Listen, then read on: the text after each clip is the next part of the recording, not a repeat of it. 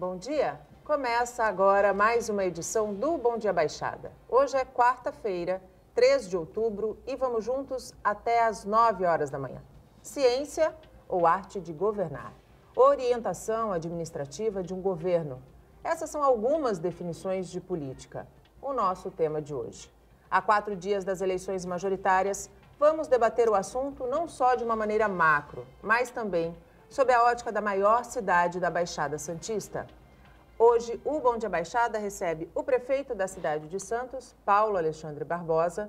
Prefeito, seja muito bem-vindo mais uma vez ao nosso programa. Bom dia. Bom dia, Nathalie. Bom dia, Rogério Conde. Bom dia aos telespectadores que nos acompanham. Um prazer estar aqui com vocês, poder falar dos assuntos de Santos, da Baixada, desse contexto nacional aí com a proximidade das eleições no domingo.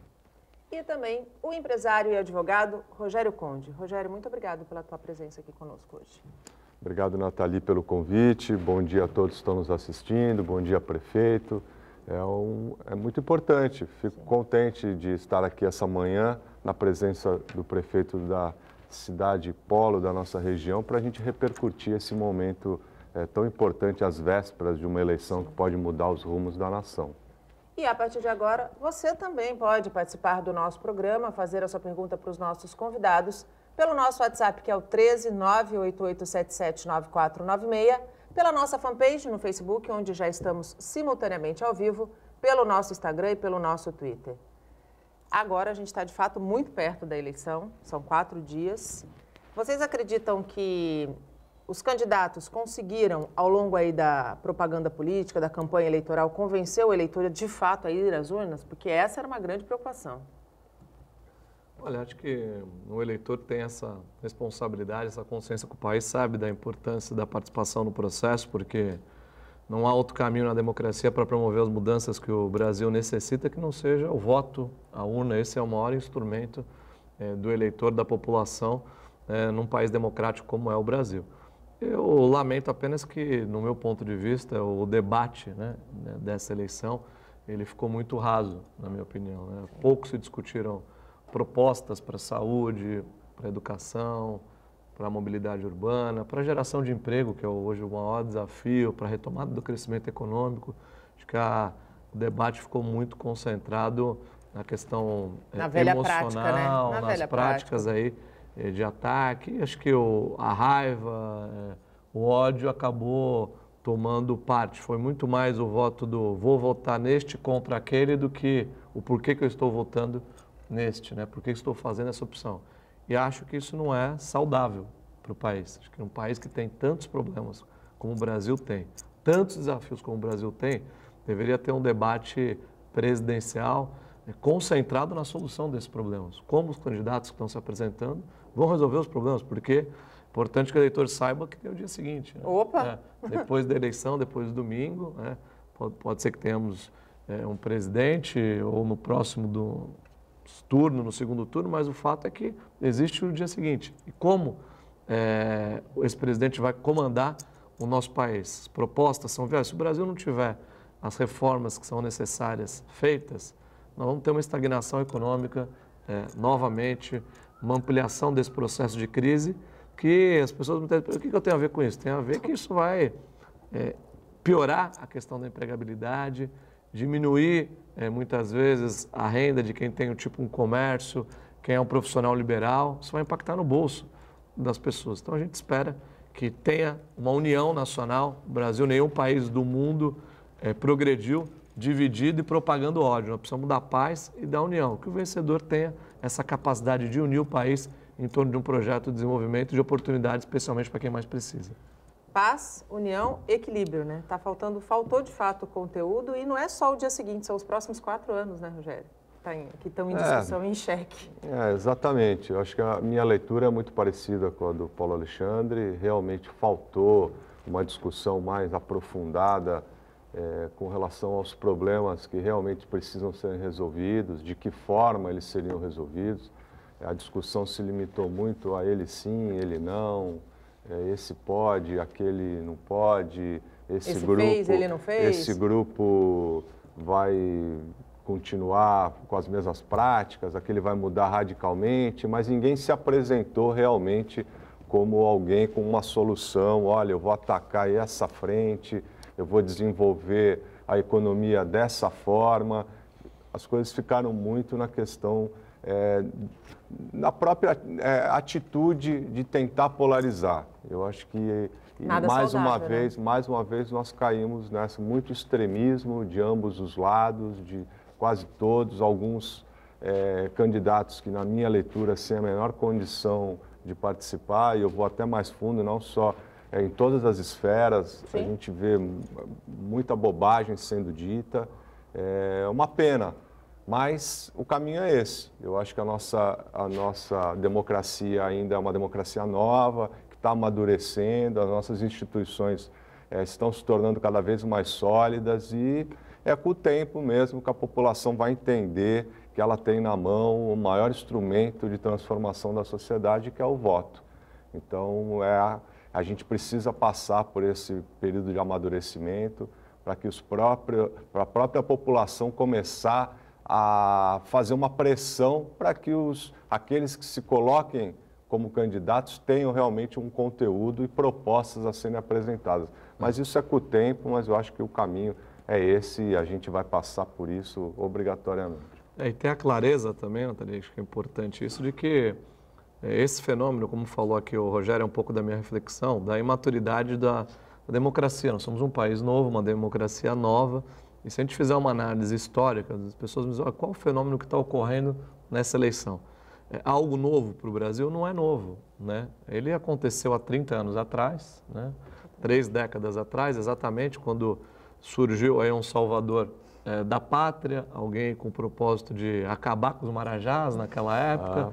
Essa era a temática. De um partido nanico. De um partido nanico, foi o escolhido e deu no que deu, né? O Brasil todo sabe o que aconteceu.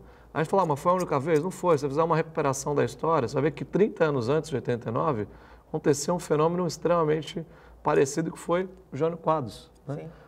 Jânio, vou varrer a corrupção, varre vassourinha, né? Varrer, exatamente, da mesma forma. Então, acho que ciclicamente isso acontece e é um pouco daquilo que a população acaba ficando tão desgostosa com aquilo que vê, tão decepcionada com muitas coisas. Né? Desacreditada, que acaba imaginando, pensando que pode existir um salvador da pátria, que não existe. E por isso que eu falei do dia seguinte, porque a preocupação é com essa decepção, porque do mesmo jeito que a população crê e deposita sua confiança, essa decepção ela ocorre de uma forma muito rápida, na mesma intensidade e na mesma proporção. E isso é péssimo para o país, porque o que mais nós precisamos nesse momento para recuperar a economia, devolver os empregos que foram retirados dessas milhões de famílias, é justamente equilíbrio, Sim. é justamente serenidade, é passar para o mundo essa imagem de equilíbrio e serenidade, até para que a gente possa receber investimentos externos, para que o investidor possa aportar recursos no Brasil, transmitir confiança. Isso não se faz com raiva, com ódio, com desequilíbrio, ao contrário, a gente tem que ter equilíbrio e confiança no país. E só completando, e esses episódios todos que foram elencados pelo Paulo e com esses protagonistas que surgiram, você percebe que cada vez que a economia sucumbiu, eles sucumbiram junto. Exatamente. Né? Ou de forma, através de impeachment, ou como de outras formas que aconteceram, mas sempre assim, sempre atrelado à economia.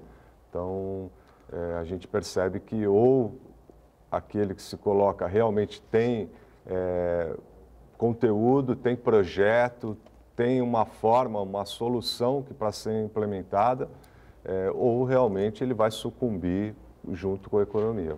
E, aliás, a nossa economia ainda está num momento muito fragilizado. Patinando. Né? Patinando e os resultados dessas eleições... Você vê como é atrelado. Exatamente. Né? Você vê o dólar caiu agora, depois das últimas pesquisas, o dólar caiu quase 2%, o índice Bovespa foi o melhor ontem desde 2016. Então, quer dizer, isso porque existe, né, uma expectativa de que candidato A ou B tenha êxito. Aí a economia toda reflete. E isso a população talvez ainda não esteja tão atenta, né, prefeito? Não atrele a questão do candidato, a reação da economia, né? Mas isso vai sentir logo que o candidato seja escolhido. É um efeito imediato, é o que eu disse ali, a relação de causa e efeito. Então é muito importante que a população escolha bem, escolha com equilíbrio. E eu disse isso ontem, né? E é um pouco do que acontece. A gente vê a população cansada, né? Foram sucessivos episódios negativos da classe, protagonizados pela classe política, inúmeros casos de corrupção, de desmandos. Isso foi gerando um cansaço, uma decepção, e nós partimos para isso que nós estamos vendo aí, os extremos, os radicais e o ódio, né, proliferado, a raiva proliferada. E eu falo o seguinte, olha, esquece a questão eleitoral, esquece a questão política. Quando que na vida uma pessoa cansada, com ódio e com raiva, toma uma decisão acertada? Nunca. Nunca. Então Nunca. A probabilidade de dar errado é bem grande. É bem grande. É grande. Então, isso a gente conversa muitas vezes com as pessoas na rua, vê a justificativa do voto e vê que justamente é tomada pela emoção. Muito pouco pela racionalidade. E o Brasil não vai resolver os seus problemas. A gente que sofreu, porque eu digo aí, quando a gente tem uma crise na saúde do Brasil, essa crise ela começa e acontece nas cidades, né? Sim. Porque o Estado e a União são figuras jurídicas decorativas, sim, as sim. pessoas vivem no município. Então, quando falta um médico lá, no posto de saúde, as pessoas não procuram o presidente, não vão reclamar do governador, é aqui, é o poder local. Então, a gente é quem mais sofre com a crise. E há, logicamente, uma apreensão, uma preocupação muito grande de avaliar quais são as práticas do governo federal. Né? Quem vai assumir, quem vai conduzir, como a política econômica vai ser conduzida, quais são as propostas. Hoje está muito no escuro. A gente vê um candidato que defende uma coisa, daí vem o eventual ministro da Fazenda defender outra. Quer dizer, antes da eleição, nem presidente, nem candidato e eventual ministro se acertam. Imagina depois da eleição, vou diminuir a carga tributária. Vem o ministro fala, eu vou criar imposto. Vou trazer de volta a CPMF. E os candidatos acaba ficando uma questão de, não, meu ministro o da Fazenda é melhor do que o seu. É melhor que o seu. Mas ele mesmo não se posiciona. Exatamente. Isso acontecendo com todos, tá? Não vamos, isso, todos acabam se colocando na olha. Isso a minha equipe parece que não pertence a ele aquilo, né? E é a parte dele, né? É a parte de uma situação paralela. O tempo de televisão, que sempre foi muito apontado por especialistas dentro da propaganda do período eleitoral, vocês acreditam que tenha tido e continue tendo aí grande influência na escolha do eleitor? Ou isso diminuiu muito e as redes sociais estão alcançando uma visibilidade que talvez não se esperava?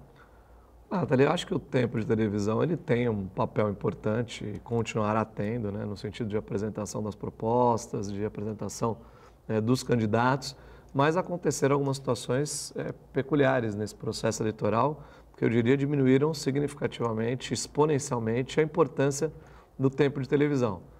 Primeiro, um episódio de um ataque a um candidato que dominou o tempo de televisão de todos os canais de comunicação durante o maior período da campanha eleitoral. Então, a exposição desse candidato, que foi Bolsonaro, foi extremamente significativa, né? E amplificada. Dia e noite, enquanto um candidato tinha 5 minutos com o maior tempo de televisão diariamente, a exposição do Bolsonaro era de 2 horas por dia. Mídia espontânea, né? Por dia na mídia espontânea. Então, houve uma desproporção, porque a imprensa acabou sendo a principal propagadora dessa candidatura. E, obviamente, também há um crescimento da utilização das redes sociais. As redes sociais elas acabam ganhando cada vez mais importância no processo. Acho que se a gente tivesse uma situação normal, né, no processo eleitoral sem esse episódio, a televisão teria um peso muito maior do que teve, porque seria a principal fonte de informação, os programas eleitorais, né?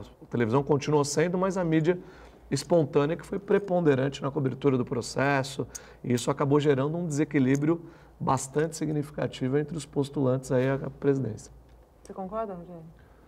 Eu concordo, mas eu acho que a importância do tempo eleitoral, do gratuito, eu acho que ela está diminuindo proporcionalmente com a importância da TV aberta. Então, eu acho que como cada vez mais a gente percebe que a TV aberta está tendo um papel menor, né? Eu acho que as as redes sociais, as webs, TVs e tudo isso, os programas de internet estão tomando um espaço muito grande, estão com a sua linguagem levando esses candidatos, a forma como eles se posicionam diferente. Então eu acho que é proporcional. Eu acho que continua tendo grande importância, até porque não é toda a população que tem acesso né, às mídias sociais e tudo, mas acho que cada vez menos. Eu acho que isso é um fenômeno que está sendo fácil de ser percebido e arrisco dizer que para as próximas, cada vez mais essa influência da digital. TV aberta vai influenciar menos. E o TRE vai ter mais trabalho, porque ele vai ter que pensar, se debruçar sobre o tema, né? Porque é muito difícil o controle em cima do que acontece na web, né? É muito difícil. Você percebe, por exemplo, os candidatos dão entrevista para programas na web, o que não podem fazer na TV televisão, aberta. Então, e pedem voto. E tudo. Então, esse momento, né, voltando ao que a gente conversou anteriormente, é esse amadurecimento da democracia. Inclusive, a gente logo vai, eu tenho certeza, a sociedade vai começar a se questionar a questão do financiamento, para discutir isso de novo. Enfim, faz parte do processo e a gente está assistindo isso de camarote. A gente vai para um rápido intervalo. No próximo bloco, a gente abre para a participação do telespectador. Não saia daí, até já. O Bom Dia Baixada está de volta e os postos de atendimento ao trabalhador da região registraram mais de 2.800 contratações nos primeiros 8 meses do ano. O maior número de vagas foi registrado no Pátio de Cubatão, mas ainda há muita gente na fila de espera por um emprego. Em busca de nova chance, Paulo Roberto voltou ao posto de atendimento ao trabalhador de Cubatão. Há 2 anos, sustenta a família fazendo bicos. Complicado, muito complicado. A gente tem contas a pagar, tem despesas e fica difícil sem serviço, né? É muito difícil a gente manter a vida da gente normal, porque fica difícil. Mas para quem tem filhos, é complicado. Os últimos números deste pátio podem alimentar a esperança de Paulo Roberto e muitos outros profissionais. De janeiro a agosto de 2018, o posto registrou 1.637 contratações. Segundo o secretário de Emprego do município, 70% das vagas foram abertas pela indústria e construção civil. O momento da economia está dando uma pequena aquecida no mercado, né? E o que ajuda bastante a gente é um convênio que existe da Prefeitura e a Ciesp para o cumprimento da Agenda 21, que é um projeto que foi desenvolvido e as indústrias atendem a gente nesse sentido daí. E qual que é a tendência daqui para frente, secretário? Eu acredito que depois das eleições aí vai ter um aquecimento nas vagas. Quem está na longa fila do emprego torce para que essa tendência seja confirmada. Vamos ver como é que fica esse quadro aí e se melhora a situação aí para frente, porque por agora está bem difícil. Mas a esperança nunca pode acabar, né? Nunca acaba. Quem é brasileiro nunca desiste, né? Nunca desiste, não. E não pode desistir mesmo. Eu vou aproveitar o gancho aqui para trazer a discussão para o âmbito de Santos, porque realmente o desemprego é, como a gente falou no primeiro bloco, prefeito, o maior desafio, talvez, dos próximos governantes. Em Santos, como a prefeitura tem tentado oferecer qualificação para essas pessoas para que elas busquem uma nova vaga, uma reinserção no mercado de trabalho? Olha, Natália, isso é o que há de mais importante. Emprego para as pessoas, oportunidade para que as pessoas possam ter uma vida digna, sustentar suas famílias, ter uma oportunidade de inserção no mercado de trabalho para aqueles que estão começando a vida, os nossos jovens, reinserção para quem perdeu o emprego, oportunidade de voltar. E aqui em Santos a gente tem, através do Centro Público de Emprego, incentivado, né, a questão da empregabilidade de algumas formas. Primeiro, em 2017, nós apresentamos uma legislação à Câmara Municipal concedendo incentivo fiscal para alguns setores da economia para que eles pudessem se instalar na cidade. Começamos pelo setor de operação de telemarketing. Fizemos uma lei diminuindo o ISS proporcionalmente ao número de empregos gerados. Ou seja, quanto mais empregos uma empresa gerar nessa área, maior o desconto do ISS. E nós conseguimos aí fazer uma boa parceria com uma empresa, a NBPO, que é uma das maiores operadoras do Brasil. Havia uma disputa aí entre várias cidades brasileiras e ela se instalou em Santos. Já empregou, ontem inclusive fui visitar essa empresa, nós já temos 700 pessoas empregadas, carteira assinada, trabalhando ali na Senador Feijó. E na parceria que nós assinamos, ela envolve capacitação, tem um certificado que é concedido e emprego imediato. Nós vamos contratar, a empresa vai contratar 2.400 pessoas até o mês de março. Essa é uma boa parceria, ou seja, o município faz a lição de casa, dá incentivo fiscal, a empresa vem, se estabelece, gera emprego e no nosso acordo, qual o acordo? As pessoas têm que ser pessoas da cidade de Santos e da região, para garantir que esse emprego gerado aqui fique aqui. Uma outra parceria importante também que nós assinamos foi a parceria com relação às obras da entrada da cidade. Sim. O município está fazendo a sua parte nas obras da entrada da cidade, obras em ritmo acelerado, o Estado também, e serão gerados, Nathalie, 1.200 empregos nas obras da entrada da cidade. Então, servente, pedreiro, ajudante de pedreiro, carpinteiro, enfim, todas as profissões relacionadas à construção civil.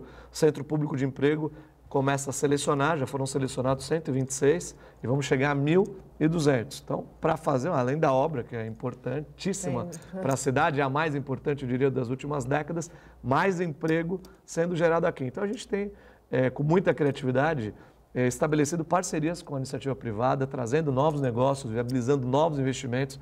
A gente vem mesmo diante dessa crise, temos aqui no Porto, por exemplo, um grande investimento sendo realizado aí com a DPW, a Fibria, um investimento de 700 milhões de reais na ampliação da sua estrutura. A VLI agora com investimento de mais 300 milhões. Essa semana tivemos a licitação de uma área na Ilha Barnabé, um terminal líquido, que vai prever o investimento, além da outorga de 210 milhões que foi paga pelo vencedor, mais 200 milhões de investimento. E isso é emprego na veia, construção civil, obra. A gente tem trabalhado muito, feito a lição de casa.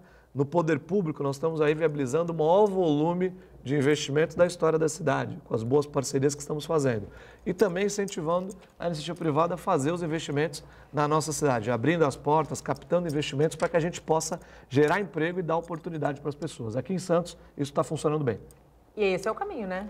Não tenha dúvida. Potencializar, principalmente essas áreas de atuação que podem gerar de forma rápida vários postos de trabalho, potencializar essa questão do porto, para nós é importantíssimo. Sem dúvida. A nossa vocação turística e ter uma sensibilidade que é necessária de você incentivar a economia criativa, né? Eu acho que uma cidade litorânea como a nossa, com as tradições que nós temos, eu acho que você incentivar, ter essa sensibilidade e eu até aprendi muito de economia criativa com o meu amigo Rogério Santos, que é um cara que é um grande incentivador da economia criativa, um cara que acredita nisso. E com o tempo, com o passar do tempo, a gente vai se envolvendo com isso, vai vendo que realmente a gente pode... É uma escolha, né? A gente tira... Muitas pessoas têm o dom para fazer vários tipos de atividade, às vezes na informalidade. Sim. E você, quando tem um gestor com uma sensibilidade, você realmente potencializa a economia criativa. Eu acho que é o futuro. A gente vai ter ainda vários municípios, várias regiões tendo muito recurso através do incentivo da população à economia criativa. Eu quero abrir agora espaço, a participação dos nossos telespectadores e também dos nossos espectadores aqui pela fanpage. Quero agradecer a participação do Claudio Honor Carmo, da Lourdinha Oliveira e do Manuel Messias Santos Júnior, que faz a seguinte pergunta, prefeito. Bom dia, como estão as licitações para moradias populares para os movimentos? Olha, Manuel, nós estamos avançando nas licitações. Hoje a cidade tem alguns projetos habitacionais em obra. Lá no Morro da Nova Sintra, 326 unidades habitacionais sendo construídas. E o primeiro projeto feito nos morros para as famílias que vivem nos morros em área de risco. Então, o projeto está andando bem. Ano que vem, nós já vamos ter a oportunidade de fazer a entrega das unidades habitacionais. São mais 326. Estamos em obras também, ali no São Manuel, com 205 novas unidades habitacionais para atender as famílias da Zona Noroeste. Temos a entrega que foi feita recentemente da Vila Santa Casa, acabando com um grande conflito, uma habitação, submoradia aqui no centro da cidade, praticamente na encruzilhada. Então, unidades entregues, 133 unidades. Temos o projeto do Tancredo Neves, que está em andamento, estamos aguardando apenas a autorização do Ministério para iniciar as obras de 1.120 unidades habitacionais, licitação pronta, todo o processo concluído, só aguardando a assinatura do Ministério para começar a obra. Esperamos começar agora já, no mês de outubro, durante até o final do mês, iniciar essas obras, desse que é o maior projeto habitacional aí da cidade, 1.120 unidades habitacionais. E temos convênios assinados com o CDHU, aí, indo especificamente a questão dos movimentos.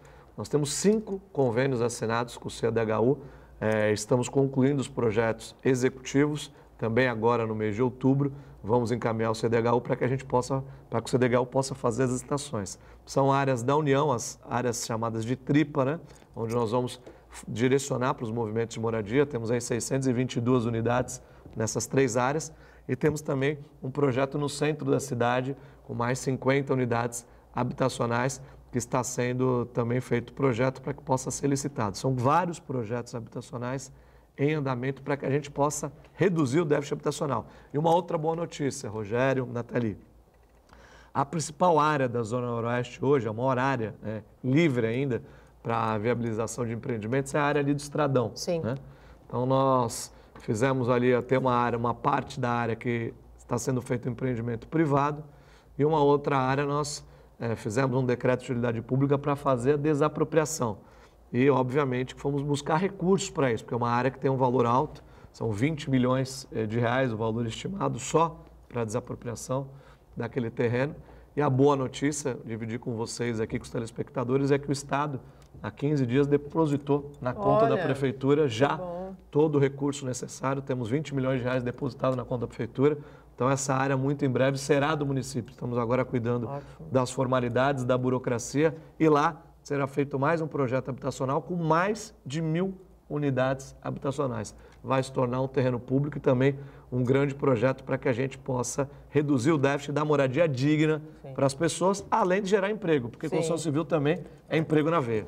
E só complementando, prefeito, e eu acho também que com a mudança da lei de uso e ocupação do solo, eu acho que também vai incentivar moradias não populares, mas de baixa renda, na Vila Nova, no Paquetá, através repovoamento do centro, né? Exatamente, através dessa flexibilização que foi feita na aprovação da nova lei, onde você vai poder aumentar o potencial construtivo e ter algumas questões de não necessidade de garagem para todas as unidades e tudo. Eu acho que a gente vai conseguir, com isso, a construção civil vai conseguir também repovoar aqueles bairros e ainda levando, inclusive, para que novas moradias aconteçam e a gente tenha a vida acontecendo depois das 18 horas ali no centro, naquelas regiões.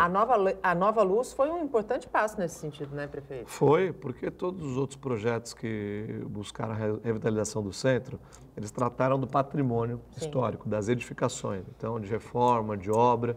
Não que isso não seja importante, nós estamos inclusive revisando o Alegra Centro, né, modernizando para que a gente possa torná-lo adaptado à realidade atual, mais flexível, atualizando uma legislação que é natural.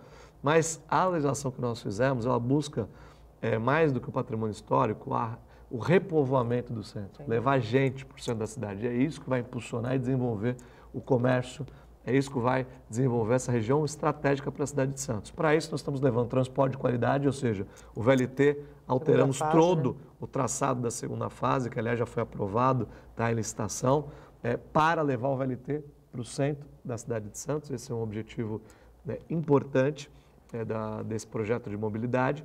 E, obviamente, o incentivo à construção civil. Construir no centro será, já está sendo, com a legislação aprovada, mais barato para o empreendedor. Nós estamos diminuindo todos esses custos, flexibilizando, tirando a obrigatoriedade de fazer edifícios com garagem, por exemplo. De incentivos, inclusive. Um grande pacote de incentivo para quê?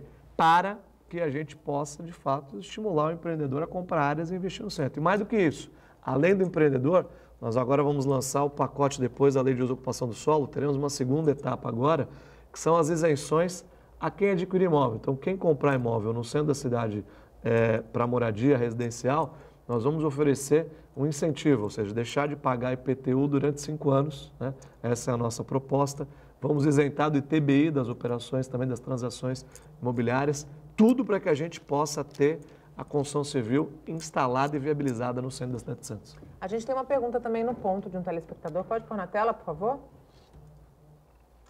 Eduardo Vieira de Santos. Como você vê o apoio do PSDB ao candidato a presidente que está na frente? Olha, Eduardo, o PSDB tem candidato a presidente da República. No primeiro turno, a gente vota com absoluta convicção, né? Eu não tenho dúvida que o Geraldo é o candidato mais preparado, mais qualificado, que pode promover esse equilíbrio no país. A gente tem que fazer uma comparação muito severa e rigorosa nesse momento de escolha entre o falar e o fazer.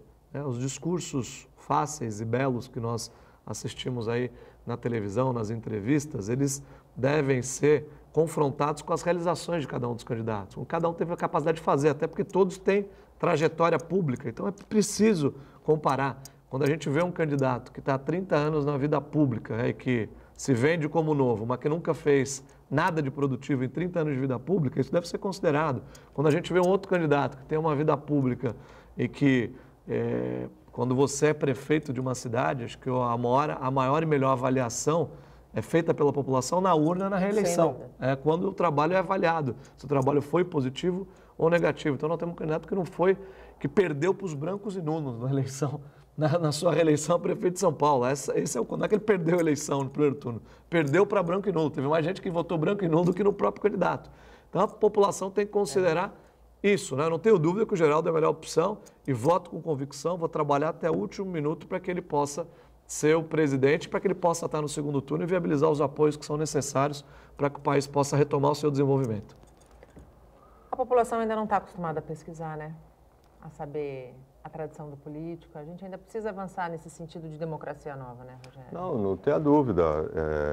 Os discursos de campanha são, como a própria, né, a frase diz, discursos de campanha. Precisa haver realmente uma pesquisa, os antecedentes, a questão de processos em cima do candidato, as realizações. Agora, ainda até hoje, né, infelizmente, você conversa com pessoas que não lembram em quem votou nos deputados da eleição passada. Se votou, né? Na questão, nas eleições municipais, acabam pegando um papelzinho na rua para eleger um vereador.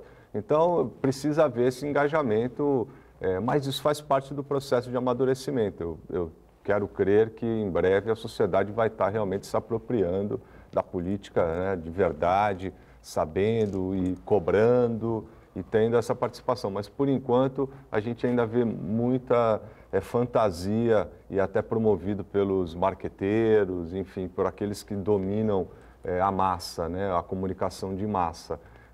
Mas é errado. Mas eu quero crer que a gente ainda vai chegar no momento em que as pessoas vão estar pesquisando de verdade e sabendo realmente o que cada um realmente mostrou durante a sua trajetória. Precisamos parar com as estratégias de massa de manobra nesse país. Exatamente. Né? O Bom Dia Baixada vai para mais um rápido intervalo. No próximo bloco a gente segue falando sobre eleições e política local. Não saia daí. Até já. Estamos de volta e chegamos ao último bloco do nosso programa. Hoje falamos de eleições e política na maior cidade da Baixada Santista. Participam do Bom Dia Baixada o prefeito de Santos, Paulo Alexandre Barbosa, e o advogado e empresário Rogério Conde. Você também pode participar, ainda dá tempo, temos aí 15 minutos até o fim do nosso programa, fazer sua pergunta para os nossos convidados através do nosso WhatsApp, que é o 13 988779496, pela nossa fanpage no Facebook, onde estamos simultaneamente ao vivo desde as 8 horas da manhã, pelo nosso Instagram e pelo nosso Twitter. Prefeito, dentro de um processo político, discute-se muito também a questão da meritocracia. Quando a gente tem um bom planejamento, é importante que nós tenhamos pessoas por mérito e capacidade ocupando os lugares devidos. Nesse sentido, Santos deu um passo importante quando abriu uma seleção, um processo de seleção para os gestores da saúde. Esse primeiro passo, ele é um caminho que pode ser replicado para outras áreas da administração? Não há dúvida, Nathalie. Isso faz parte de um projeto do nosso governo, na verdade, de valorizar a questão da meritocracia, que foi iniciado lá atrás com o PDR, a participação direta nos resultados. Hoje, Santos é a única prefeitura do Brasil, né, a única do país, que tem contrato de gestão em todas as secretarias. Hoje, todos os secretários tem metas a serem cumpridas anualmente, detalhadas, metas essas que são públicas e que podem ser monitoradas e acompanhadas pela população em tempo real. Nós temos o nosso portal da transparência, que foi premiado, inclusive, pelo Ministério Público Federal, recebeu nota 10 do Ministério Público Federal, e lá estão todas as metas. O munícipe pode entrar agora, por exemplo, e acompanhar e saber, por exemplo, o que o secretário de Saúde tem como meta a cumprir durante o ano. E bimestralmente, nós temos o quê? De 2 em 2 meses, nós temos um ranking entre as secretarias, saber as secretarias que estão cumprindo as metas estabelecidas e aquelas que estão distantes do cumprimento da meta estabelecida. Isso é muito importante, né? E o que acontece? Ao final do ano, cumprindo as metas estabelecidas, os servidores daquela pasta, daquela secretaria, são bonificados, recebem uma bonificação, todos os gestores, todos os servidores que cumpriram. Se a meta foi cumprida de 90% a 100% do estabelecido, o bônus é de 100%, recebe bônus integral. Se a meta foi cumprida num patamar de 70% a 90% do previsto, o gestor recebe 50% do bônus, metade. Né? Abaixo de 70%, zero, nada, não recebe absolutamente nada. Isso é um estímulo à meritocracia, ao mérito, valorizar resultado para melhorar a eficiência do serviço público. Aliás, esse projeto foi reconhecido e premiado, né? Até o mesmo órgão de controle das prefeituras, que é o Tribunal de Contas do Estado de São Paulo, colocou esse projeto como uma boa referência para as prefeituras multiplicarem essa experiência em outros municípios. Santos foi por 2 anos consecutivos escolhida como a cidade mais eficiente na aplicação de recursos por quem nos fiscaliza, que é o Tribunal de Contas do Estado de São Paulo, né? Que reprova a conta, enfim, que todos sabem qual é a função do tribunal, e aqui apontou que Santos é a primeira cidade do Estado de São Paulo em relação à eficiência na aplicação de recursos, que é uma conquista importante. E esse passo que você citou, a seleção dos gestores públicos na área de saúde, é mais um passo nessa direção, de qualificar o serviço público. Nós queremos trazer os melhores para o serviço público. Muitas vezes fica a impressão de que, olha, só ocupa cargo em comissão, que é o cargo que o prefeito nomeia, escolhe, os aqueles amigos que são do prefeito. amigos, aqueles que são apadrinhados políticos, aqueles que são indicados. Então, não. Nós vamos fazer na saúde, na rede de atenção básica, né, que são 32 unidades aí, é uma rede importante. Vamos selecionar os profissionais num processo seletivo similar a um concurso, porque nós vamos ter seleção de currículo, será preciso comprovar experiência naquela área de interesse, na área daquele cargo em que a pessoa demonstra interesse. Será feita uma prova objetiva, a pessoa vai ser submetida a uma prova, uma avaliação, para avaliar o domínio que ela tem da parte conceitual, teórica, experiência prática. Será submetida também a uma entrevista, né? Isso tudo vai gerar uma pontuação. E aquele que tiver a melhor pontuação vai ser selecionado. É um projeto inédito, né, no Brasil, na área de saúde. Qual é o nosso objetivo? A partir desse momento, com esse projeto piloto na saúde, ampliar para outras áreas da administração pública. Lembrando que todos vão poder participar. Tanto o servidor público de carreira, que é um cargo em comissão, né, ele vai poder participar desse processo seletivo, quanto quem está fora, está no mercado e está querendo uma oportunidade. A gente falou aqui de desemprego, tem muita gente boa, qualificada, preparada, que não tem oportunidade. Então, terá esta possibilidade de participar do processo seletivo. Então, nós estamos muito entusiasmados, aí, o processo já começou, as inscrições estão abertas e nós temos como meta, até dezembro, colocar esses profissionais para trabalhar e atuar no âmbito da prefeitura. O modelo ideal seria que o país fosse, né, gerido por meritocracia. A gente viu o que aconteceu. O melhor dos cenários, né? O melhor dos cenários é você estimular, principalmente, o que acontece na iniciativa privada é que isso naturalmente acaba, né, com o propósito do lucro e tudo, isso naturalmente acaba acontecendo essa seleção. Mas na administração pública, isso é o melhor dos cenários, que você estimula aquele servidor para que ele não fique na zona de conforto. E quem ganha é a população que é servida e se serve de um atendimento de primeira e de qualidade. Prefeito, pegando o gancho, voltando um pouquinho à questão da economia criativa, que o Rogério citou e que, de fato, é um caminho, em 2020, daqui a 2 anos, pouco mais de 2 anos, Santos vai ser a primeira cidade da América Latina a receber o encontro das cidades criativas. Serão 11 dias, mais de 200, cerca de 250 países aqui em Santos. O que isso representa para a cidade? Olha, isso, acima de tudo, é um reconhecimento ao trabalho feito na cidade, à cidade de Santos, às nossas características, aos nossos talentos, que são muito. E a economia criativa tem como princípio básico dar voz e vez para os talentos, né? Nas mais diversas áreas, né? Na gastronomia, nas artes, na moda, no design. E Santos tem um potencial criativo enorme, né? No audiovisual, com o cinema, com os eventos. Foi isso que fez a cidade obter essa conquista. Nós disputamos com cidades do mundo inteiro, né? Esse é o maior encontro de economia criativa do mundo, organizado pela ONU, pela Unesco, né? Que nunca foi realizado nem na América Latina, em nenhuma cidade, e que nós vencemos. Aliás, vencemos aí, como o brasileiro gosta, né? Apertado, aí foram 3 votos de diferença. Para a cidade que ficou em segundo lugar, que foi a cidade de Puebla, no México, uma disputa acirrada, mas vencemos, tivemos essa vitória e vamos trabalhar para fazer um encontro inesquecível, o melhor de todos, sem dúvida alguma, para que as pessoas que venham conhecer a nossa cidade, conhecer o nosso país, possam levar as melhores impressões. Isso é importante para a economia criativa e um dos fatores preponderantes para essa conquista foi, sem dúvida alguma, o trabalho. Hoje nós temos vilas criativas, Exatamente, né? Em toda a cidade, nos morros, na Vila Progresso, uma vila criativa que é uma referência para aquela comunidade lá da Vila Progresso. Anteontem eu fui visitar a Vila Criativa do Morro da Penha, que está na fase final. Vamos entregar agora, Nathalie, no mês de outubro, final de outubro, comecinho de novembro, no máximo. Vamos entregar para a comunidade academia, cinema, curso de qualificação, esporte, todas as atividades, numa comunidade que nunca teve um equipamento dessa proporção. Temos aí também a Vila Nova, que já foi entregue, um belo equipamento também da mesma forma, cinema lá, uma parceria importante com o Queiro, academia, espaço para qualificação profissional com a padaria artesanal na área de gastronomia. E nós vamos implantar esses equipamentos em várias áreas da cidade. Isso nos levou a essa conquista e agora é mostrar esse bom trabalho para o mundo, aprender com as experiências desenvolvidas também mundo afora e divulgar a cidade do ponto de vista turístico. Nós vamos receber gente do mundo inteiro. É uma excelente oportunidade de negócios, né? Não, isso muda toda uma cidade. Exatamente. Você tendo, né, sendo incentivada a economia criativa, você pode mudar toda uma cidade. É outra cara. É a criatividade sendo diretamente o caminho para a igualdade, né?